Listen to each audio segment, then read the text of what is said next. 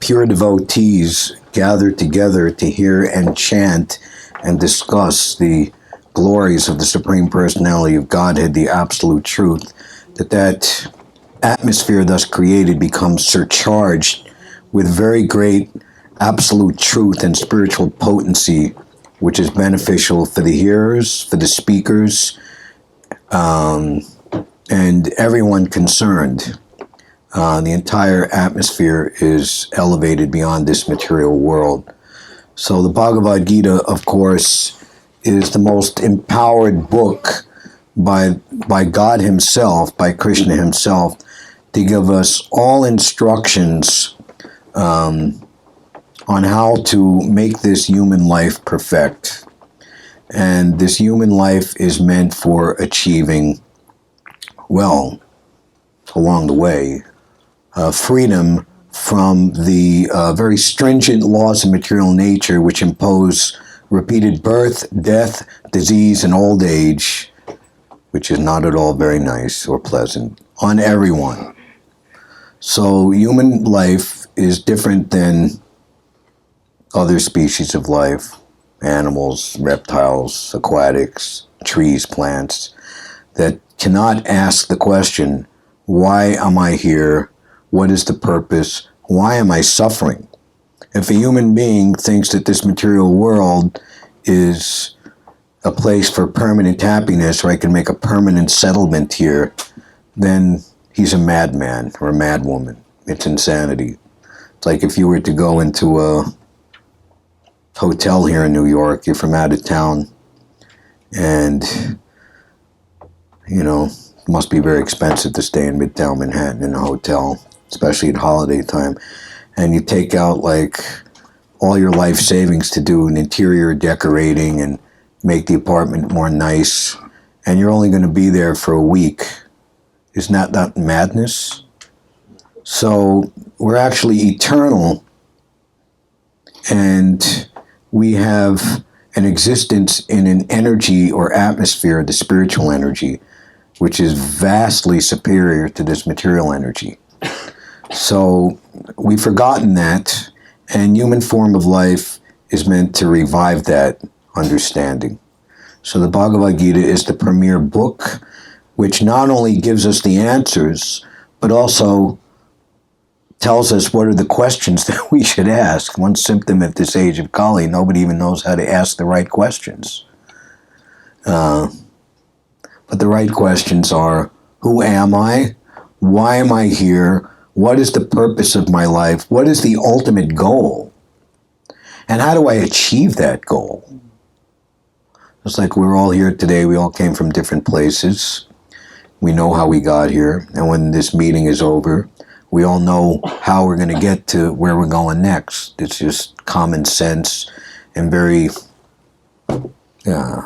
standard knowledge that we might not even be aware of, but our whole feeling of comfort and security and peace of mind is based on that, knowing where I'm going to go next, which for most of us, or all of us, is we're going to go home. And we're going to go home, and everything is set up nice. The door will be locked, and nobody can come in unless we allow them to come in. And we're going to go to sleep peacefully and wake up tomorrow. Very nice.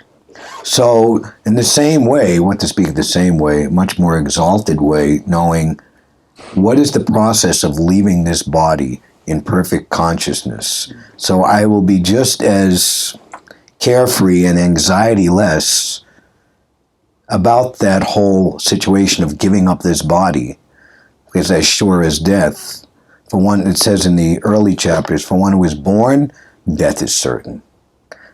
Everybody knows that, even though they try to avoid that. But here's the other flip side, which most people don't have realization or perception of. For one who is dead, rebirth is certain.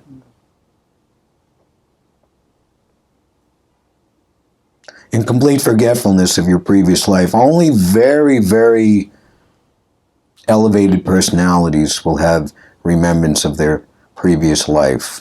And that remembrance will be for a very profound and progressive and beneficial purpose for the rememberer and for those he or she comes in contact with in this life. In other words, such a person will be invested with confidential spiritual potency by the Lord himself to invoke the dormant consciousness of self-realization in every forgetful person. Otherwise, there's no need for, Krishna will not allow people to remember who they actually were and what they're doing. And if there is some remembrance, it's on some whimsical, sentimental platform that has no purpose, really no profound purpose. So this human form of life is very privileged and is great responsibility. There's one definition of this human form of life, artada, that can give great value. This human form of life, every moment of it is a priceless treasure. And if we, just like people are always scheming how to get the most out of their money.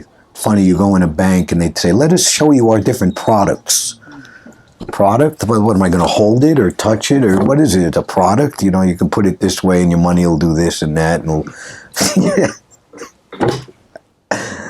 I think they're getting something. But the path of bhakti yoga, devotional service to Krishna, and it'll be mentioned in today's purport, is the highest form of activity and affords or grants the sincere practitioner all benefits and results that could possibly come from any other process or engagement. It is the topmost. So I'll let that be my short introduction, because I tend to sometimes go on and on before we even open up the class. So we're coming to the very end of the Bhagavad-gita. We're in the 18th chapter, which is called conclusion, the perfection of renunciation. This renunciation is not dry, like I give something up but I don't get anything in exchange. It's described that Krishna has come as Chaitanya Mahaprabhu to teach us two things: Vairagya, Vidya, Nija, Bhakti Yoga. Detachment from all that is unnecessary, and Gyan, Bhakti Vigyan, knowledge of one's eternal loving relationship with Krishna, which puts one on the highest platform of knowing everything in right perspective. So these two things are acquired in this are meant to be acquired in this human form of life. Vairagya, and this detachment comes automatically to one who revives progressively and soundly their lost loving relationship with Krishna. And as we will hear in today's verse and purport, done under able guidance. We're talking about the most exalted thing. A comparison is given. If you want to do the most high and exalted thing in human society, you want to be a top-notch surgeon. How much did the Surgeon General have to go through to become the Surgeon General of the United States, or the Attorney General of the United States of America? Law, medicine, these are very, very complex, subtle, and very, very sensitive endeavors. A knife in the hand of a surgeon can do very good, but if the surgeon's not trained, that same knife could create havoc. Same thing, law. If law is not based on absolute truth, they try to, Lady Justice with the blindfold and the scale. You hope so, but we see how much corruption is entered into judicial systems. What to speak of in this country, but in so many other countries. What do they call that? Kangaroo court, right? And it's a symptom of Kali Yuga. If you don't have money, you don't get justice.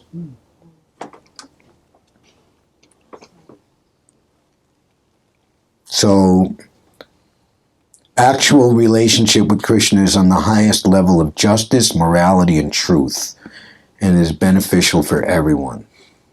A pure devotee, his association gives topmost benefit to everyone, even imperceptibly, those who come in contact with the pure devotee directly, because what they say is representative of the eternal supreme personality of God, the absolute truth, summum bonum himself. Everyone is benefited eternally, beyond the modes of nature, beyond the limits of time. So Arjuna's illusion is gone. In his own words, my illusion is now gone, and I'm firm and free from doubt and ready to act in accord with your instructions.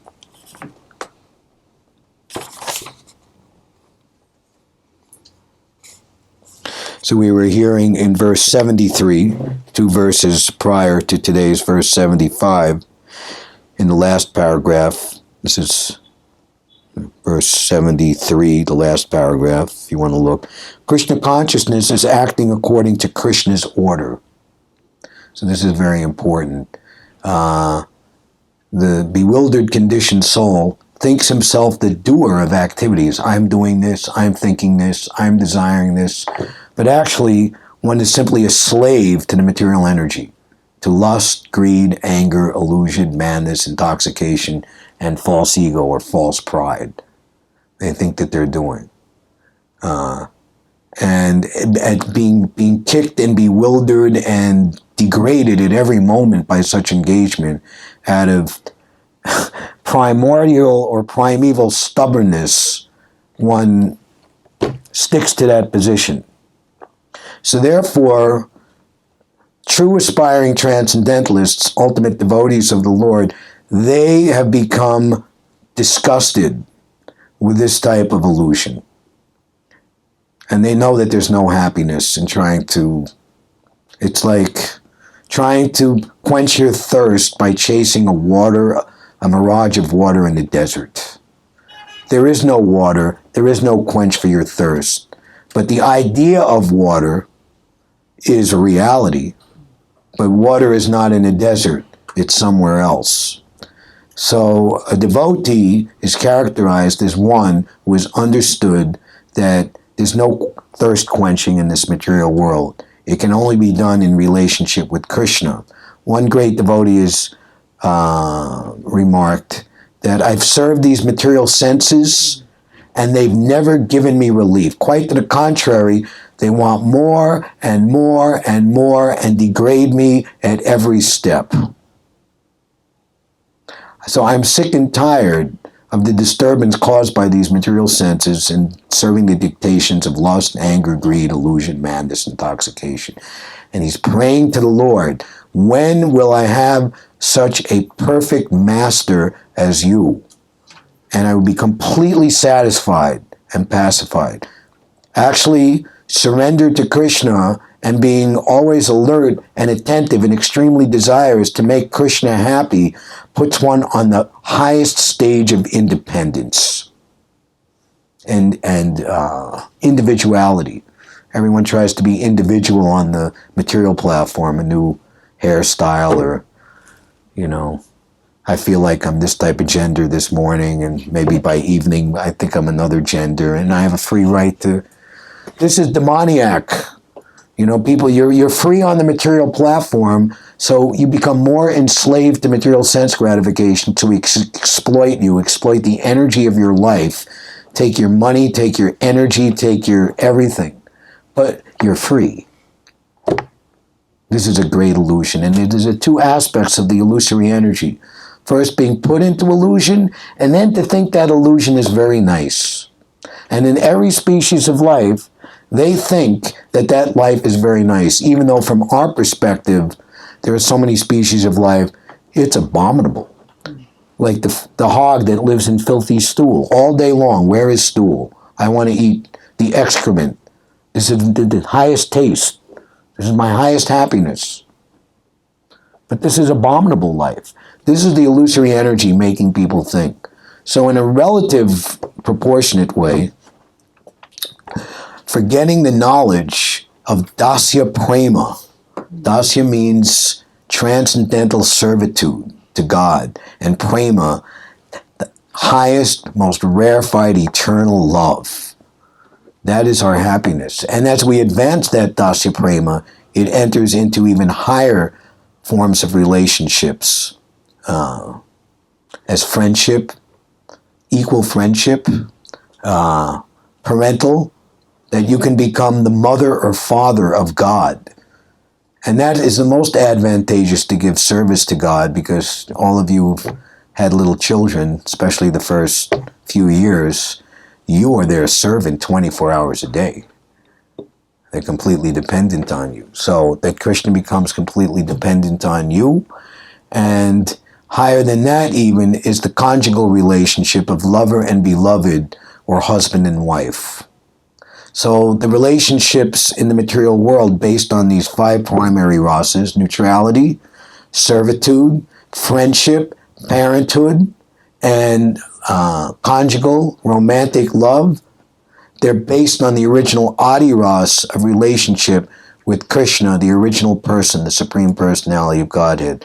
Srila Prabhupada, when he was a disciple, a young disciple of his spiritual master, wrote an homage to his spiritual master, a little poetry, and one couplet in particular very much pleased his spiritual master. Absolute is sentient, thou hast proved; impersonal calamity, thou hast removed. So knowledge of relationship with Krishna, it reveals who you are to the fullest extent. Sometimes you hear like new agey kind of, you be who you are to the fullest extent.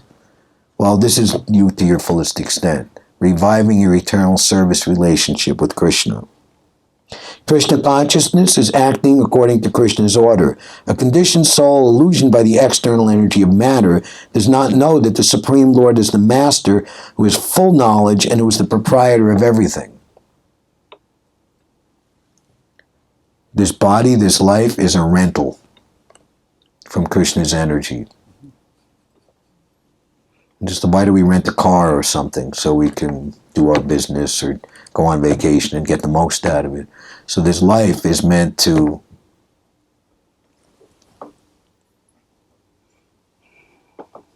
whatever he desires, Krishna, he can bestow upon his devotees. He's the friend of everyone, and he's especially inclined to his devotees. When a person is in full knowledge, he naturally surrenders to Krishna. Naturally. Ultimately, Srila Rupa Goswami, who was one of the most empowered disciples of Lord Chaitanya, Krishna, who is giving to this world, to this universe, in this time, the Dharma, the way of spiritual life in the full information.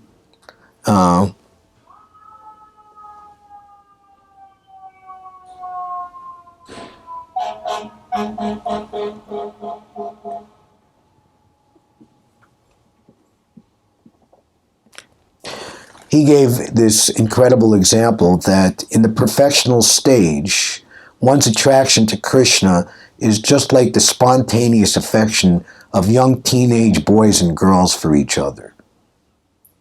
You don't have to work yourself into it or get knowledge. Nobody has to go to school to learn how to be attracted to the opposite sex. So our relationship with Krishna, our spontaneous attraction, Krishna means all attractive. It's spontaneous. It's natural. But unlike the attraction in the material world, one material body to a temporary material body to another, the attraction to the eternal form of Krishna, the Satchidananda Vigraha, imbues one with the highest perfection. So therefore, meditation, constant meditation on the beautiful form of Krishna puts one in the highest position.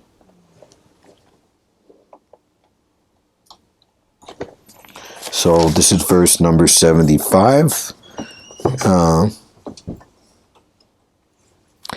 This was a conversation within a conversation. Krishna and Arjuna are speaking, and Sanjaya is relating all of these events prior to the beginning of the Battle of Kurukshetra to Dhritarashtra. And in this verse, he is speaking that by the mercy of his spiritual master, Vyas, he was able to hear and understand all these confidential talks. By the mercy of Vyas, I have heard these most confidential talks directly from the master of all mysticism, Krishna, who is speaking personally to Arjuna. Please say together, by the mercy of Vyas, I have heard these most confidential talks directly from the master of all mysticism, Krishna, who was speaking personally to Arjuna. Purport by Srila Prabhupada. Vyas was the spiritual master of Sanjay, and Sanjay admits that it was by Vyas's mercy that he could understand the Supreme Personality of Godhead. This means that one has to understand Krishna not directly, but through the medium of the spiritual master. The spiritual master is the transparent medium, although it is true that the experience is still direct. This is the mystery of the disciplic succession. When the spiritual master is bona fide, then one can hear Bhagavad-gita directly as Arjuna heard it. There are many mystics and yogis all over the world, but Krishna is the master of all yoga systems. Krishna's instruction is explicitly stated in Bhagavad-gita, surrender unto Krishna. One who does so is the topmost yogi. This is confirmed in the last verse of the 6th chapter, Yogi Nam Api Sarvesham. Narada is the direct disciple of Krishna and the spiritual master of Vyas. Therefore, Vyas is as bona fide as Arjuna because he comes in the disciplic succession, and Sanjaya is the direct disciple of Vyas. Therefore, by the grace of Vyas, Sanjaya's senses were purified, and he could see and hear Krishna directly. One who directly hears Krishna can understand this confidential knowledge. If one does not come to the disciplic succession, he cannot hear Krishna. Therefore, his knowledge is always imperfect, at least as far as understanding Bhagavad-gita is concerned. In the Bhagavad-gita, all the yoga systems, karma yoga, jnana yoga, and bhakti yoga are explained. Krishna is the master of all such mysticism. It is to be understood, however, that as Arjuna was fortunate enough to understand Krishna directly, so by the grace of Vyas, Sanjaya was also able to hear Krishna directly. Actually, there is no difference between hearing directly from Krishna and hearing directly from Krishna via a bona fide spiritual master like Vyas. The spiritual master is the representative of Vyasadeva also. Therefore, according to the Vedic system, on the birthday of the spiritual master, the disciples conduct the ceremony called Vyas Puja.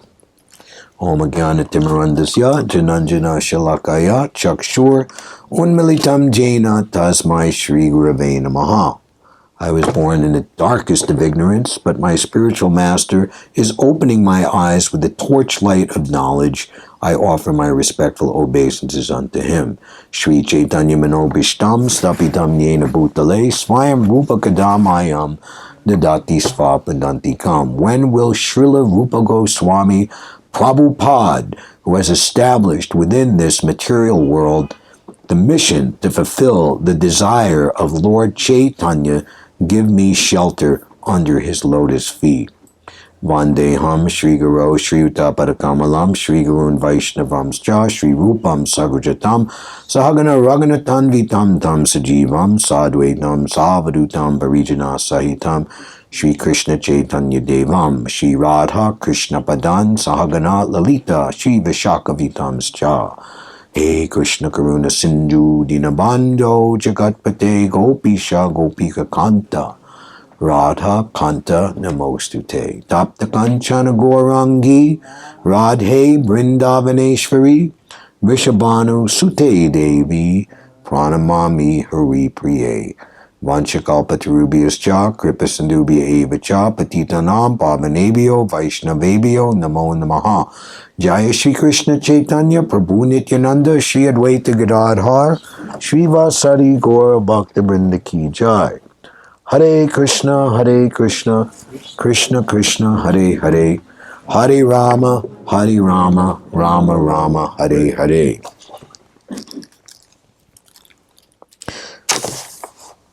Vyasa Prasada Kshuttavan Etad Guyam Aham Param Yogam Yogeshvarat Krishnat Shakshat Katayata Svayam. By the mercy of Vyasa, I have heard these most confidential talks directly from the master of all mysticism, Krishna, who is speaking personally to Arjuna. So this purport makes some very important points.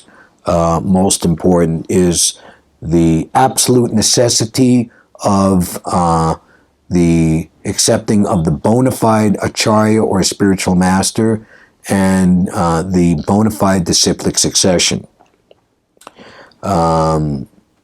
Knowledge of our eternal relationship with Krishna is the most exalted knowledge, and just like we were given the example of becoming the Surgeon General or the Attorney General or, like the lead, the attorney, they have a district attorney for New York County, Kings County, big post, or, Mount Sinai or Columbia Presbyterian, uptown, there's someone in charge, the head surgeon. So how much schooling, education, testing, what is it when someone is going to be admitted in and put in the highest post, there's a vetting system, right? Is that the right word? Something. So Krishna has his system also. You're not just going to say, okay, Krishna, I forgot you, so here I am, I'm back. Actually, it was either here or in San Francisco, one young hippie stood up and said, and asked, Swamiji, can I be initiated? And of course, Prabhupada was like emergency, like if the house is burning down, you're going to not wait for the authorized firemen to come, just pass her by. Hey, you, pick up that bucket. Hey, you, let's get these people out. And unprofessional or whoever they are, we're all going to band together. Like Lord Ram, he, to go rescue Sita and from the bastion, from the stronghold of Ravana, he recruited a bunch of monkeys in the jungle. Of course, they were not ordinary monkeys, Hanuman, Sugriva, etc., etc. But necessity knows no law, and in Krishna consciousness, so actually Prabhupada began the movement. He was hoping to, as following the footsteps of his spiritual master, who in the 1920s and 30s made it a point to try to present Krishna consciousness to the intelligentsia of the day. Those who were looked at as first class. In India, they're called the Bajralok, the highest class of society, because, if the highest class thinks that it's good, then everybody else will follow.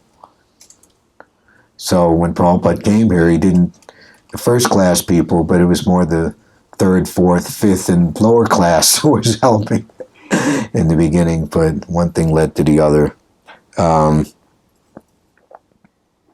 So Krishna has created a system of disciplic succession, or his association of pure devotees.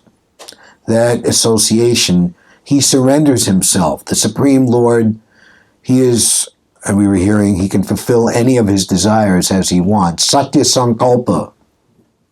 Whatever Krishna desires, it becomes fact. I was in Vrindavan for Kartik, which is a holy month, and this one devotee I've been friends with for many years. and he was fasting from all grains. He was only eating fruit and boiled vegetables. And the way he explained it to me is, I'm just eating, which is Krishna cooked it. So Krishna created the apple and the vegetables, and or probably say the rose. Such a beautiful creation, such artistic sense, such a beautiful aroma. Who has created that? So the pure devotees, their main characteristic, anyabilasita sunya, jnana karmati anavritam, they have no desire to enjoy, the work reward syndrome. I work, I get a result, and I enjoy on the material sense gratification. That's karma. Karmis. Karmi is one who wants to enjoy the fruit of his work for sense gratification. Somewhat elevated are the jnanis. They hover on the platform of mental speculation, philosophically trying to understand things, and invariably they're speculating, and their particular, because it's mixed up with sense gratification, the motivation behind it. There's ego, there's pride. It stays for some time. Anything material, it stays for some time, and then it goes out of fashion, and it's replaced by something else. So just like 150 years ago, people believed that Darwin's theory of evolution was the cardinal truth. Even mundane science, what to speak of actual Siddhantic conclusion, have said that this is complete nonsense, but even mundane science is showing that it's nonsense. So one theory cancels out another. They hover on the mental platform, speculating. Jnana. Then there are the yogis. They want to exploit through mystic powers. People who can control other people's minds, do different types of, they have you can even say someone who has very great charisma. They have mystic potency to make everybody go ooh and ah.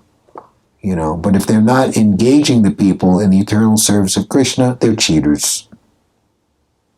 But higher than all that, and the only qualification to be the bhakta, is you have no desire for karma, jnana, and yoga.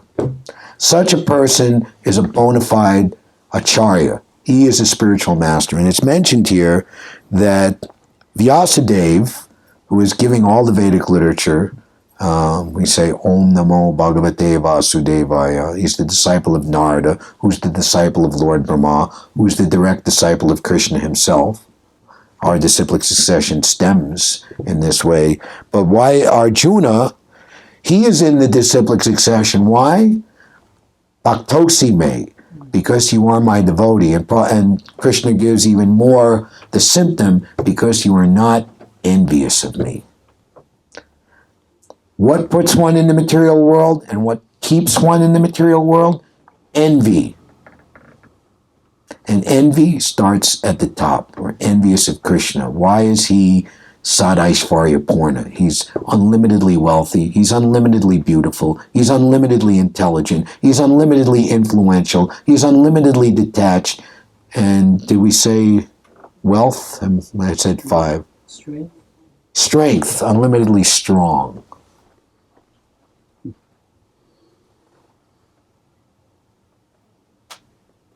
We don't like that. This is a world of competition. We have little competition Krishnas. We're competition of the Supreme Personality. Actually, I believe it was Srila Bhakti Siddhanta Saraswati in one place. He called the Mool Prakriti, Radharani, the Supreme Personality of Goddess, like that. So we have imitation Radharanis. This is how you go beyond all this, by seeing the root motivation behind it. A devotee is very expert in understanding the psychic movements and thoughts of others, because he's above the mental platform. The spiritual platform makes you understand all other lesser platforms. So Arjuna, he's in the disciplic succession. All pure devotees are in the disciplic succession. Krishna says, I'm not in the heart of the yogis.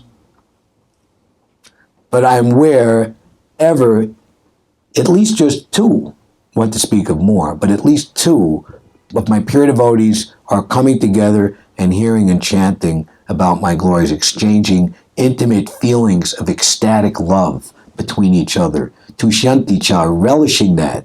Ruchi, spiritual ruchi, spiritual taste, realized through spiritual senses, eternal senses. So Prabhupada describes how in the beginning, and what to speak of in the beginning, but even on the more advanced stages,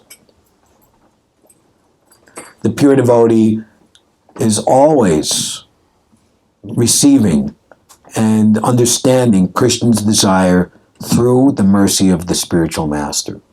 And the entire Krishna consciousness movement created by Srila Prabhupada, he says in the Adi Leela, chapter 7, my spiritual master wanted to preach. He wanted to distribute this information all over the world in the English-speaking language and then all other languages in the world.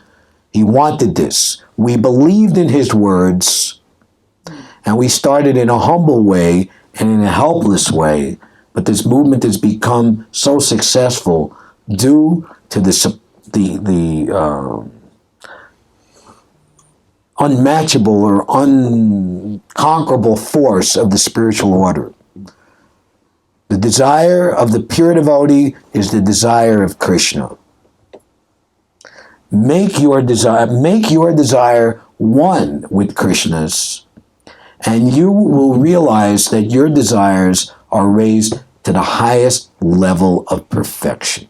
We don't know what to desire in the material world.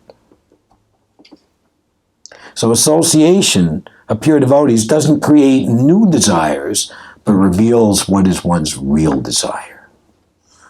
You know, people know they get addicted to things, so they get into bad habits. They know this is not my self-interest. And they try to get counseling or, get out of the bad association that puts them in that. They try to rectify New Year's resolution, whatever. But association with pure devotees, what is it? There's one by Narottam Das Thakur. He's glorifying the principal disciples of Lord Chaitanya, the 6 Goswamis. By serving these Goswamis, all obstacles to devotion are removed and one's real desire is manifest. Beautiful. The spiritual master is the transparent medium, although it is true that the experience is still direct. Prabhupada says in one place, the aspiration of the bona fide devotee, the true disciple of the bona fide spiritual master, he wants to become the servant of Krishna in disciplic succession. Prabhupada says, one who becomes the servant of the servant, more and more down the line, his advancement or his devotion is greater.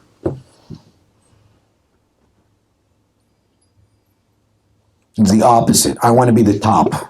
Prabhupada he was getting his books published with a very big company in Japan. Maybe they're still existing, Dai Nippon. Nippon is another name for Japan.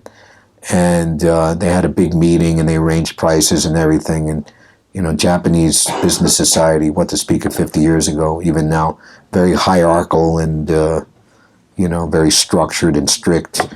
So there was a big conference table, and all of the men came in, and they all put their card on the table. This is the junior executive, this the vice president, this, that, the other thing. And when the meeting was over, all the cards were left on the table. In other words, this was like being given to Prabhupada and his entourage. She'd have that. And there was one, the smallest, like a 20-year-old or 22-year-old, and he was like the servant or whatever, and he was supposed to help Prabhupada and his entourage to leave the building and go to their car. And so Prabhupada took the opportunity to try to It's not just like relating with people based on the business, but or even the reporters would come and they would ask their kind of hackneyed, standard, kind of shallow questions, and Prabhupada would take an opportunity to try to reach in to that particular soul who was playing the part of the newsman or the newswoman and try to, jar them to some sense. One time, one very kind of snide young female reporter came to Prabhupada in his quarters in the Bhagavad-gita Manor in London.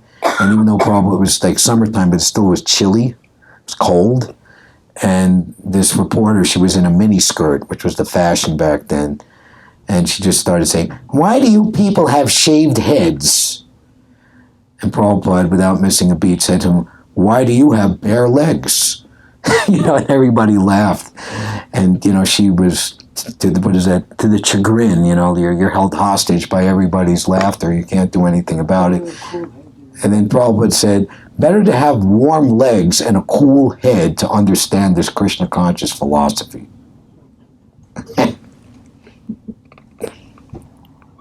So the junior executive, he's saying to him, what is your goal in life? And then because he couldn't speak English perfectly, so what he did, he gathered up all the cards, the president's on top, and then the vice president, and this one and that one, and there might have been like 20 cards, and then, dutifully, and as he was supposed to do, he put his card on the bottom, and then very dramatically, he took his card out and slammed it on top, that this is my goal, to become the president of the company. So that's the aspiration in the material world. So when we become free of that, and we rejoice in seeing the true happiness of others accelerating in Krishna consciousness, in the material world there's not enough to go around. So but in the spiritual world there's more than enough to go around. In the material world, 1 minus 1, if I have 1 and I give you 1, you have 2 and I have 0. So you have 1 to begin with. But in the spiritual world, if I give you 1, you have 2, and my 1 automatically becomes 2, and even more. Lord Chaitanya called this the ever-escalating ocean of transcendental bliss, or reciprocation between service and the served. And there's much information of the highest affairs of loving exchange between devotees, selflessly giving, realizing that the stock of Krishna consciousness is unlimited. There's nothing to worry about. There's no scarcity. So similarly, Srila Prabhupada's spiritual master, Srila Bhaktisiddhanta, coined the term, there's no scarcity of anything in this material world save and except Krishna consciousness. And people say overpopulation, or there's not enough food. It's just because of improper, first of all, understanding who's the proprietor of everything, and then how the proprietor wants everything distributed. If somebody owns something, then they have a right to decide how it's going to be distributed and utilized. Doesn't that make sense? So we're not referring to the owner and controller of everything manifest, so automatically there's scarcity, there's problem, there's worry.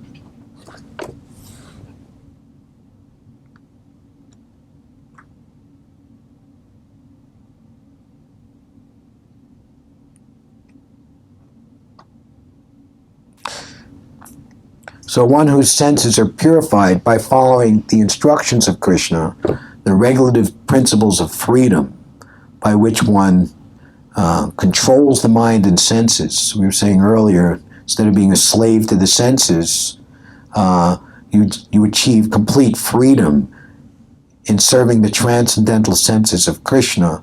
And what happens is your eternal spiritual body manifests. You become a Jivan Mukta, even still within this life.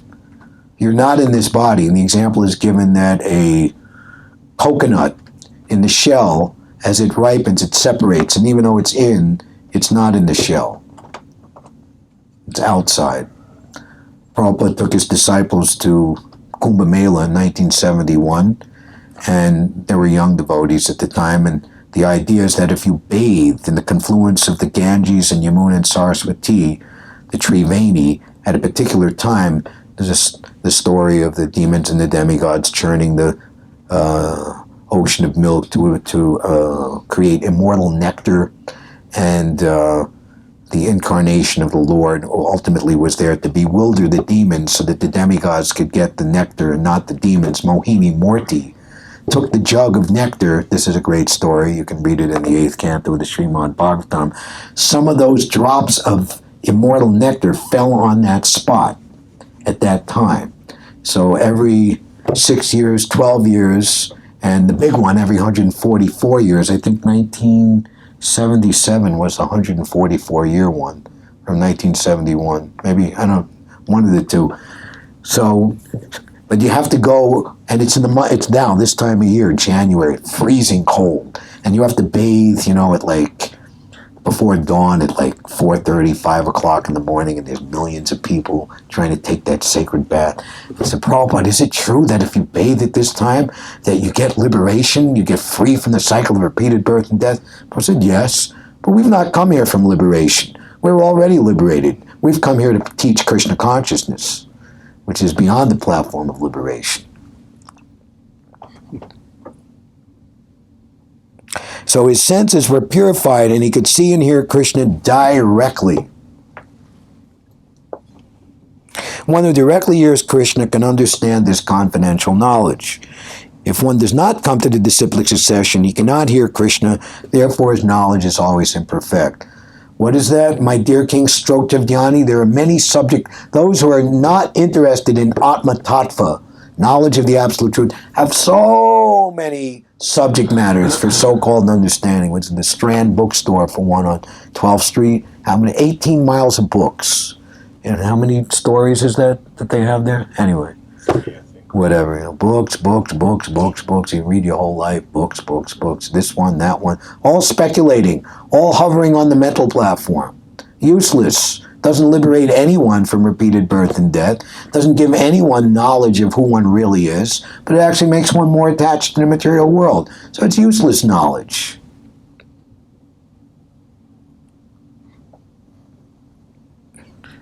At least that is the opinion as far as the Bhagavad-gita is concerned.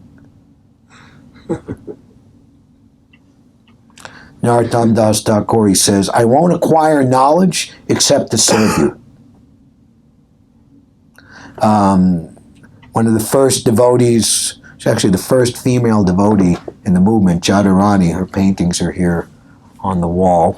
She began in 1966, and she wanted to go, she was already an art student, only 19 years old, but she wanted to get more formal training because Prabhupada wanted so many pictures and paintings of so many scenes out of the unlimited Vedic literature. Prabhupada wanted dozens and dozens of paintings in all of his books. And Prabhupada said, no, you don't have to go to school. You just try to do it and Krishna will teach you how to do it. One devotee, Hansadutta, who was a very beautiful kirtan singer, Prabhupada very much liked his singing. And he asked Prabhupada, because he saw Prabhupada could play the harmonium, Prabhupada, could you teach me how to play the harmonium? Oh, that's very wonderful. Yes, it's nice you should play the harmonium. It's very easy. You just push the button and the sound comes out. And that's all he told him. And if you look at the old biography, there's Harvey Cox, who was a very favorable professor. He came here in 1966 because he was already concentrating on studying Vaishnavism, and he heard about Swami Bhaktivedanta in the Lower East Side of New York. Wow. And he came and he saw all the first people, and he was like, what?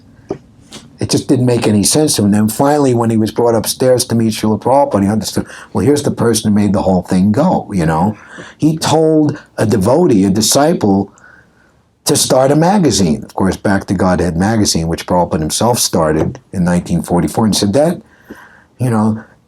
he didn't know anything about a magazine before in his life except to read one. But he just said, Krishna will help you to do it.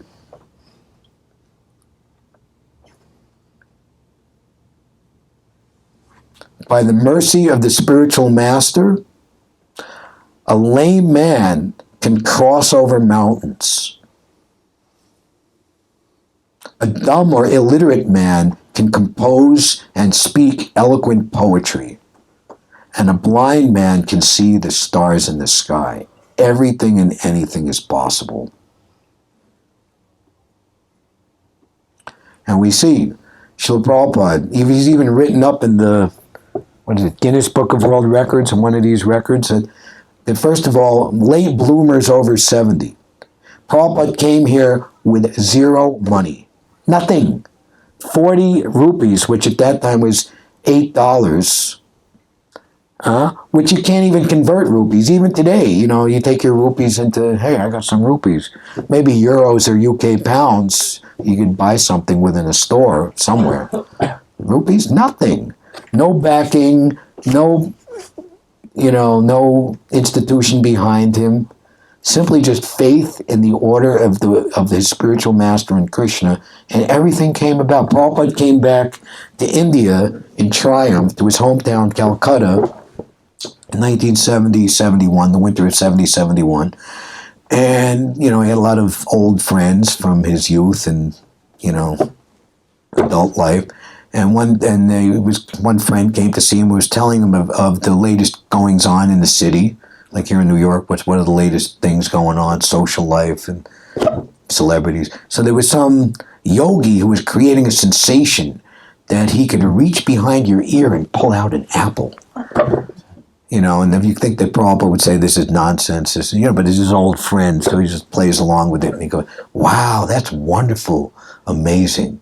Just like I went to New York with no money. All I had was some of my Srimad Bhagavatams and a pair of cartels. And I sat down under a tree in Tompkinson Square, Tompkins, but Prabhupada said Tompkinson Square Park, and I started chanting Hare Krishna. And some very beautiful American boys and girls gathered around and started chanting Hare Krishna, and they were so much interested that they wanted to hear about Krishna from me. So we started a center. And then some of those wonderful boys and girls said that we should start a center in San Francisco. There's a lot more young people over there.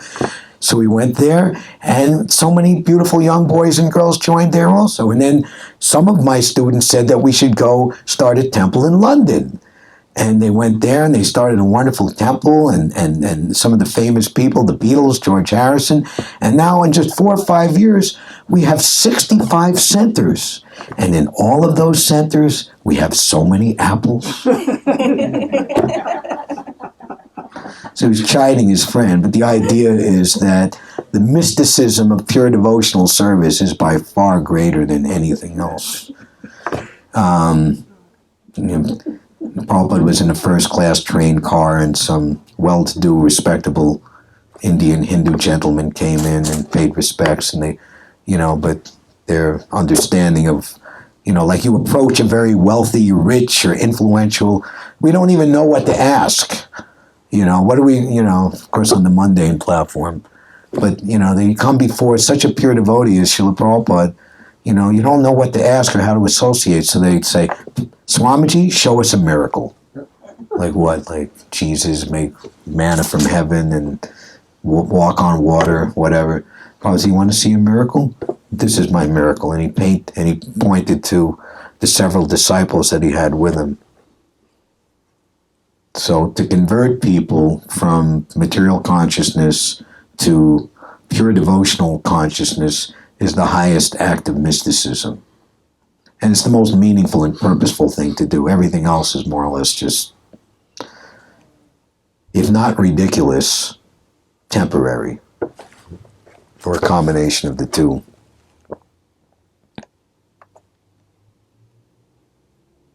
There is no difference between hearing directly from Krishna and hearing directly from Krishna via a bona fide spiritual master like Vyas. Krishna likes it that way. One who says that he's my devotee directly is not my devotee, but one who is a devotee of my devotee is actually my devotee. So know it for certain, what Krishna wants, Bhutale, on this earth at this time, is to give as many people, as many living entities as possible, the information of Krishna consciousness, because people are suffering very badly for want of this knowledge. They're following all types of erroneous systems, being cheated by politicians and, greedy, wealthy, Mammonite people, just exploiting. Everyone's being exploited. So this information is supremely liberating. So this is counted as the highest form of devotion, the highest way to please Krishna. Like if you love someone, you want to try to think, what is going to please them the most? It was just Christmas time. We think, oh, what is this person like? That's the Christmas gift I'm going to get for them. And we were just hearing, one who spreads this knowledge is no more dearer servant. Such a person is perfect in devotional service. Even he's imperfect in his attempt. Because the sincerity of purpose is marked. And Krishna, one of his qualities listed in Nectar Devotion, he's grateful. He never forgets even the smallest service. Any type of material activity or offense, the reaction to it is temporary, be it good or bad. But any activity or even a thought, in Kali Yuga, if you think a bad thought, you don't get penalized for it. But if you think a good thought, then you get credit for that. That's a dispensation for this age of Kali Yuga. So,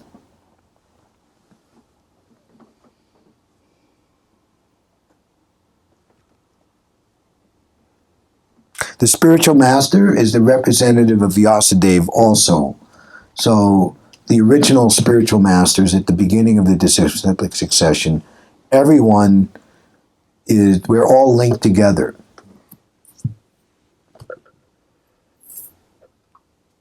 And there's many circumstances where predecessor spiritual masters gave blessing. Like Srila Prabhupada himself was blessed and inspired by Srila Rupa Goswami, who was some 400 years prior to go and spread this Krishna consciousness movement. And his spiritual master, Srila Bhaktisiddhanta, is credited to being the most illustrious and empowered and authorized representative of Srila Rupa Goswami in the present age. What is it? In his prayer, he's a strict follower of Rupa Goswami and does not tolerate any statement which is against the teachings of Krishna as enunciated by Srila Rupa Goswami. Always on guard for apasiddhanta, aviruddha apasiddhanta. There are many ways that people can try to jump onto the bandwagon and like say, yeah, this is Krishna conscious, this is what Krishna wants. And because people, without fully purifying their material desires, you know that old saying, I want to have my cake and eat it too, fancy myself spiritual, but at the same time you mix in all types of alloy. Prabhupada was on the Commonwealth Pier in Boston in 1968, revisiting where he docked and landed, and on the walls of one of the warehouses said unalloyed steel. They have unalloyed steel, but we have unalloyed devotion. Unalloyed devotion is the most pleasing and ecstatic experience for the soul. Any questions or comments? Jai, Murli Bhadaka Prabhu. I'd like you to address a doubt. Okay. We have Krishna's words directly in Bhagavad-gita. We have the pure devotee, Acharya's words as the commentary. We have the holy name, which is not different than Krishna. Why do I need another spiritual master? Prabhupada writes this in the second canto, that in regards to this experience is direct, one should not think oneself as advanced, ultimately as Lord Brahma, who heard the flute song of Krishna. Actually, Krishna's playing the flute initiated the first spiritual master in this universe with all Vedic knowledge. That is how exalted is any activity of Krishna in Vrindavan. It is endowed with unlimited transcendental knowledge. Narottam Das Thakur, he glorifies Chakudan Dilo Jay, Janmi Janmi Prabhu say. From him, Prema Bhakti Yaha Hoidi Avijja Vinasayate. From him ecstatic prema emanates by which all ignorance is destroyed. So, we're not living because we say we're contemporaries, because otherwise it would be impersonalism. We're all in this room together right now, January 4th, 2020. It's not an illusion. So there's certain duties and there are certain responsibilities based on personal relationship. Like I've been asked to speak here. There's some faith that I'm a proper speaker and I'm doing the right thing. And you're sitting here thinking that, or hoping and trusting that such aforementioned things are correct. And in that way, everything is going on. So we're living now and we need living representatives. Yes, we can associate with Rupa Goswami and even Srila Prabhupada, who has departed now 42 years, by reading their books. And that is actually the primary way of eternal association granted to us who are designated by past, present, and future in this material world. And it said that the first duty of the member of the renounced order of life is to leave a literary contribution for the benefit of human society. But how it is to be applied according to time, place, and circumstance, Krishna mandates that you take shelter of a living representative. This is a big question, a big subject matter. Now, Prabhupada is, for example, as founder Acharya, how he was empowered to such a degree, he was actually predicted by Krishna himself as Chaitanya Mahaprabhu and Lord Nityananda 400 or 500 years ago that he would appear. Even Srila Vyasadeva. Now, even Narada Muni. On the other hand, that literature, which is full of the descriptions of the unlimited, of the names, fame, form, qualities, of unlimited Supreme Personality of Godhead, is a different creation meant to bring about a revolution in the lives of this world's misdirected civilization. Such transcendental literature, even though imperfectly composed, is heard, sung, and accepted by purified men who are thoroughly honest. That was spoken 5,000 years ago. That is predicting Srila Prabhupada coming and starting this book distribution revolution.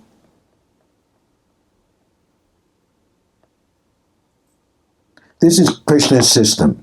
Simple answer. This is Krishna's program. Boss. We don't pry into it anymore. Does that answer it, or I'm sure you have some fine... Well, no, I think that's good. There's even that verse, if you don't get the mantra in the cyclic succession, then it's not going to have its value. No pala, no fruit. So you can say, well, okay, I'm hearing Prabhupada, but who's giving me the mantra that's going to deliver me? Prabhupada's not. So you have to have a living representative to get it. Again, back to the point of motivation. You can go to some place and hear now kirtan, chanting Hare Krishna and other mantras become popular. It's become part of the enjoyment or music scene. But what's the motivation behind the people who are singing? Just because they have a temporary vibhuti of nice voice and musical abilities and things and charisma or whatever, does that mean that they're pure devotees and that they're pleasing Krishna? Just because it's like an aesthetically nice thing to look at and hear? Not necessarily. So,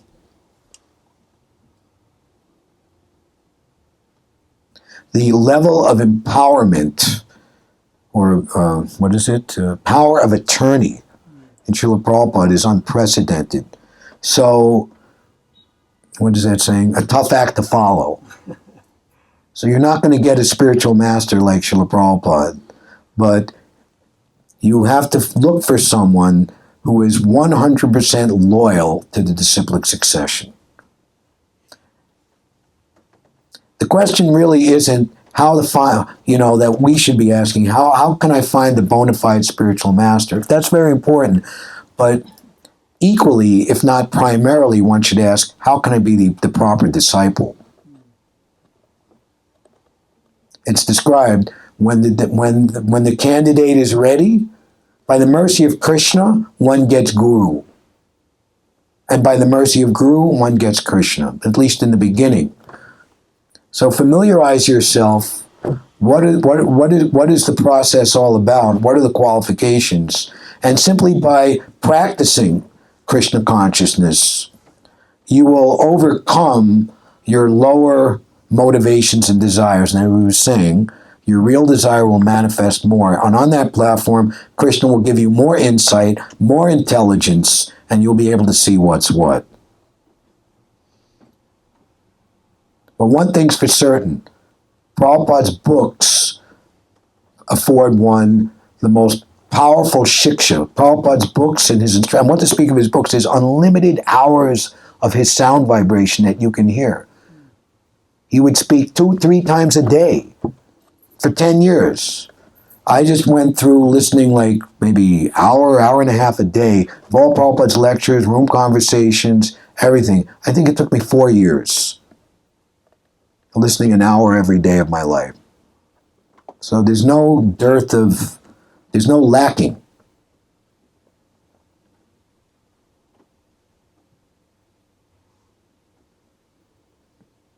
So Prabhupada is the gold standard. Then you can understand who is the proper disciple. So it's up to you. We don't want to come to spiritual life like just without knowledge, without realization. Take some time. Go deep into it. Krishna's Antaryami. He's the ultimate spiritual master in the heart.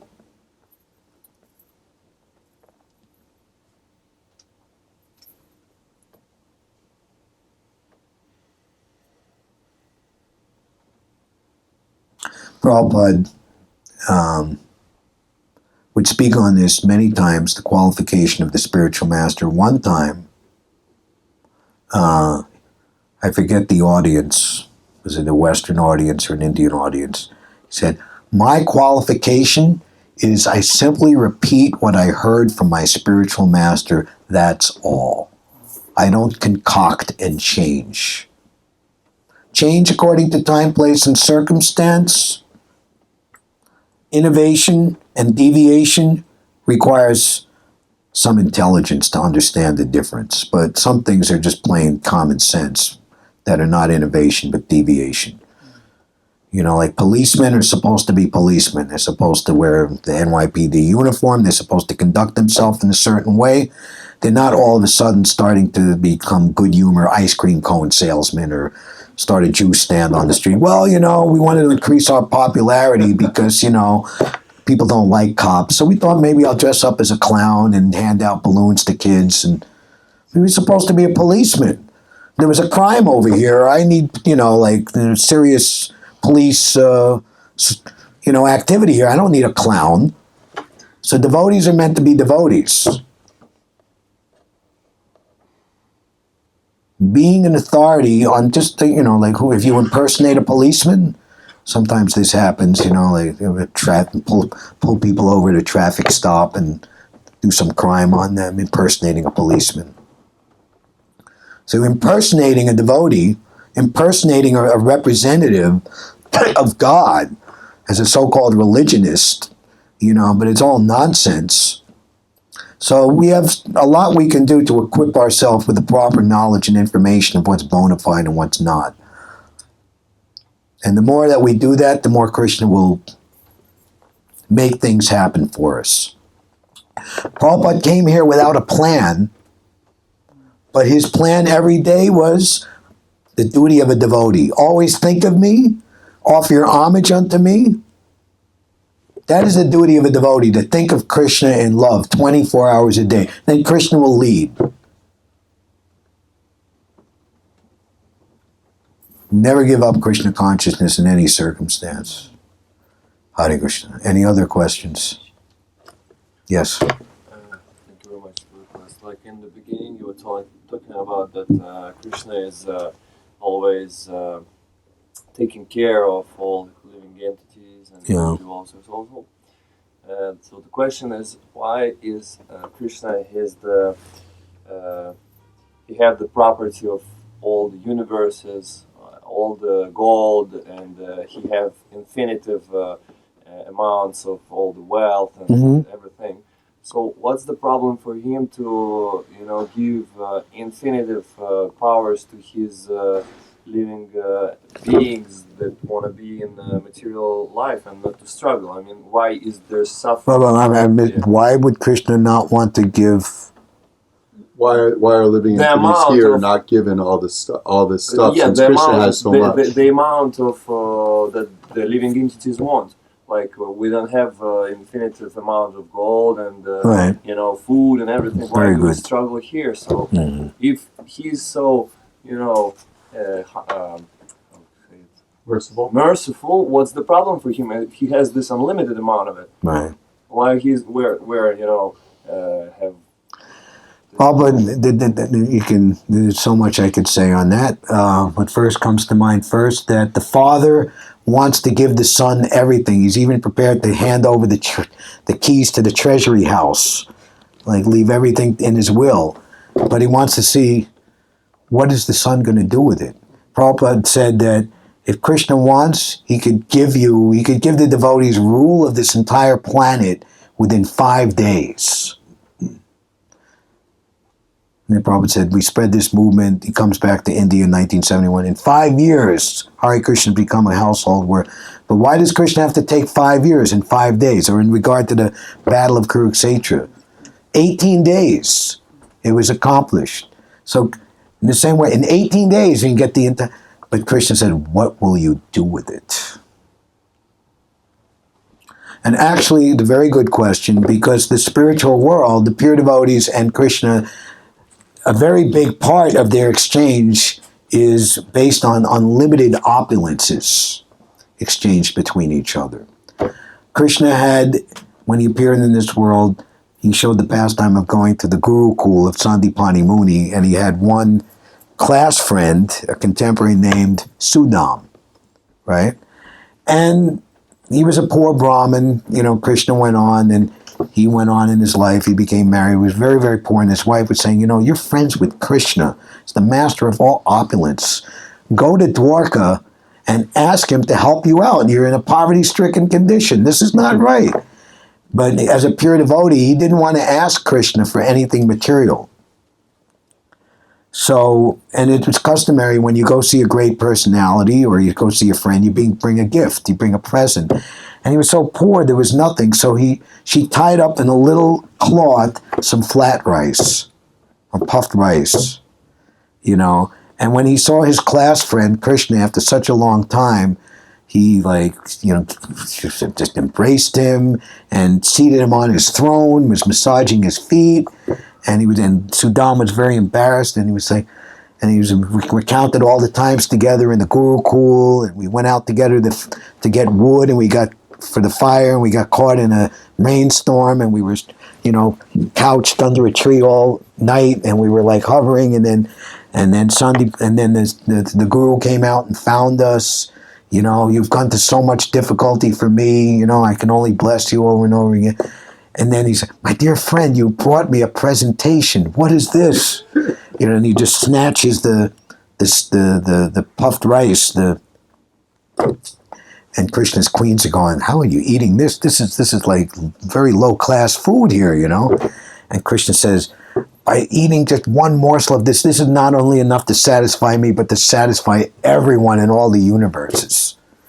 And he was just so overwhelmed in ecstasy seeing Krishna that he didn't execute what his wife wanted to say, can you maybe help me out here? So then he's going home, and his home, he's on the right path, and his whole home is transformed into an opulent palace greater than the king of heaven. It's like unlimited jewels and rubies and diamonds and sapphires, and there's like all the people of the village are like shining golden demigods. And then his wife comes out, she's transformed into the most beautiful looking woman, like the goddess of fortune.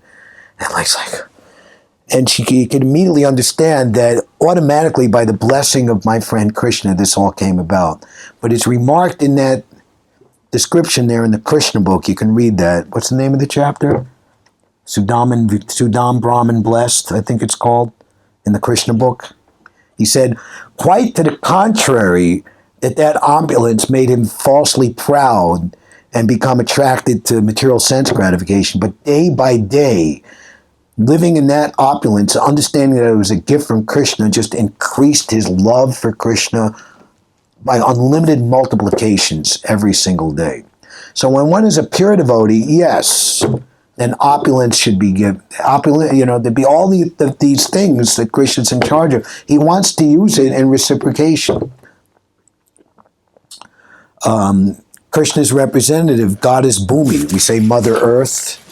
She's a mother. She's one of the seven mothers is the Earth herself. She's the Goddess Bhumi. But when she sees people demoniac, fracking and drilling and slaughtering cows and all that, she restricts. It's like, you have your friends and all right, hey, come on in. The door is open, the refrigerator, and then I'll go buy all the food and then we all have a good time together. Hey, the dinner is on me. But like some crazy person knock on the door, and we won't even let him in. Krishna's like that also. Have you come to do something beautiful and harmonious? Have you come to exploit for some demoniac reason? So that's the answer. So the number of demoniac people and demoniac motivations in this age of Kali far outweighs virtuous, noble-minded, generous, pure-hearted motivations. So that's a kind of short answer to that. There's much you can read in the Srimad Bhagavatam about this.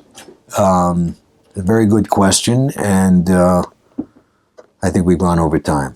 Yeah, Why did Prabhupada didn't have any money when he's coming here? Yeah, but he came here with the right motivation, but then, and Prabhupada would say that I came with 40 rupees, now we have 40 crores of rupees. And he would like to tell to his Indian audiences, the amount of expenditure every day. But then money and all this opulence is coming. There was one reporter in Chicago that said, you live in luxury, you were picked up at the airport in a Rolls Royce and you have your own car. And Prabhupada went on, yes, in each of my center, I have at least 12 cars. The Boga van and all the different Sankirtan vehicles.